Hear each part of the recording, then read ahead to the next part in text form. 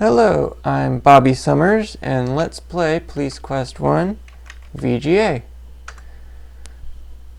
which is the VGA remake of the original Police Quest 1 by Sierra. I love that VGA Sierra logo. You never know what color they'll make it next.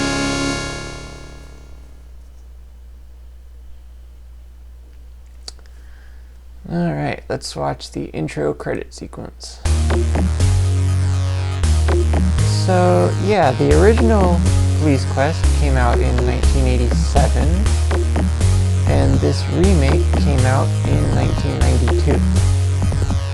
Now, I had the original growing up, and when the remake came out, I didn't get it, because I already had the original, and I didn't see the point in paying $40 for a game I already had, even if it did have improved graphics and stuff. But I did eventually buy the Police Quest collection, and this game came on it, so there you go, that's how I got it. Although when I originally got it, I wasn't able to complete it because a little more than halfway through the game, there's a bug, and it's caused by trying to play the game on a newer computer. Like the processor speed is too fast for it or something.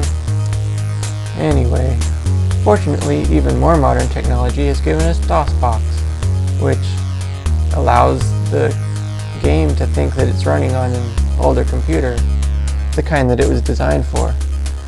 So that really helps play these older games, and also, of course, it helps us by putting it into a window so that it's easily recordable by Cam Studio. And then we can play it and post it on the internet for everyone to watch. Lighton, California. Mulder's Travel Guide, 1965 edition, says, "No tour of the California good life would be complete without a stop in Lighton, one of those gems of a small town where progress hasn't spoiled the land or the people." Western Lifestyles magazine in May 1975 says, "Through the craziness of the 60s, Lighton, California has managed to hang on to its high moral values and simple lifestyle, despite the inevitable encroachment of a few undesirable elements." Eyes on California, a CBC News report from January 1985 says, "Lighton may be a small town geographically, but its problems are at least as serious as those in any major city." The present. Or, 1992. I do think this game was supposed to be set in 1992 rather than 1987 based on the little quote from 1985. Like, I don't know if they intended to set it 2 years later. So I do think this game is meant to be set in 1992, even though the sequels are set earlier than that. Oh, it's craziness. Anyway, here we are, starting the game. And that's us. It's you, Officer Sonny Bonds, proud member of the Lighton Police Department. By the way, Lighton is a fictional city, in case anyone was wondering. I'm not sure if it's actually based on one. Sort of like a generic California city. Too small to be LA or San Francisco, but too big to be like Needles. Anyway, here's the bulletin board. A notice reminding all officers to replace their standard issue LPD 29 map of Lighton with the new one in the Gazette.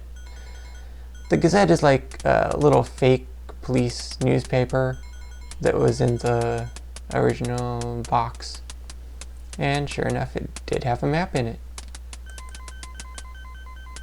A typewritten notice. Will whoever rear-ended my 1965 yellow Jaguar please come forward and admit it? Let's work out the insurance problems together. 555-7627. Actually, my first play through the game, I was testing out the numbers, and this is actually a wrong number. Well, it's the wrong number for that message. It's actually your friend's number.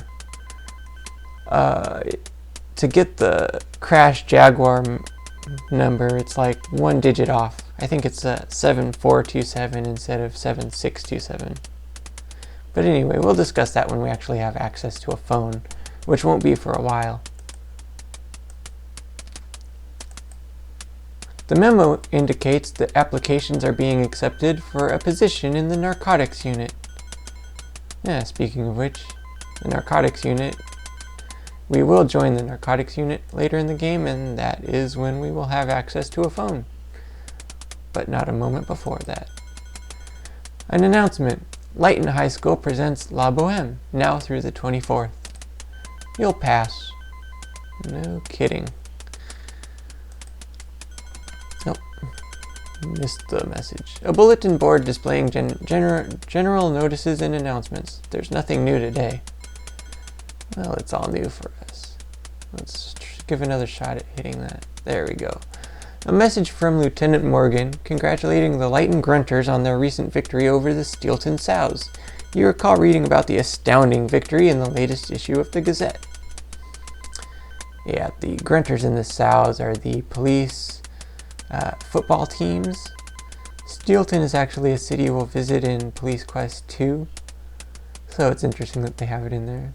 By the way, Grunters and Sows seems to be a pig reference, if I'm not mistaken. And I'm not. I missed the message again. There it is. A notice urging all department personnel to sell their share of tickets to the annual Policeman's Ball. This particular notice is 2 years old. The Policeman's Ball isn't held here anymore. There wasn't enough community support. Yeah. Someone lost a male tabby in Cotton Cove. Cotton Cove's a little picnic area by a river we'll visit later on. But you don't hold out much hope. Lost domesticated pets rarely survive long on their own. Debbie Downer. Oh, better increase the speed. It'll take at least 2 more videos to complete the game at that speed. This door leads to the locker room. Always a good place to start your day as a police officer. I mean, you gotta change into your police uniform, right? Alright. Now, the original, they gave you more than just one policeman changing clothes. And he's apparently smelling his pits. Very classy. So in the original one, you would walk by each guy. They would give you a little comment like this. Hey, watch it, Harry. But this game just gives you the one. Well, there is the guy in the shower. He was also in the original game, taking a shower. Officer Morris Fudley of the Traffic Division. Boy, does this guy love to take showers. Been taking them since at least 1987. Officer Morris can wash himself, thank you very much. And here he's singing Bohemian Rhapsody by Queen. The game came out in 1992. Wayne's World was still popular at the time. And of course, Bohemian Rhapsody was very prominently used in that movie. Officer Morris is too busy singing to talk to you.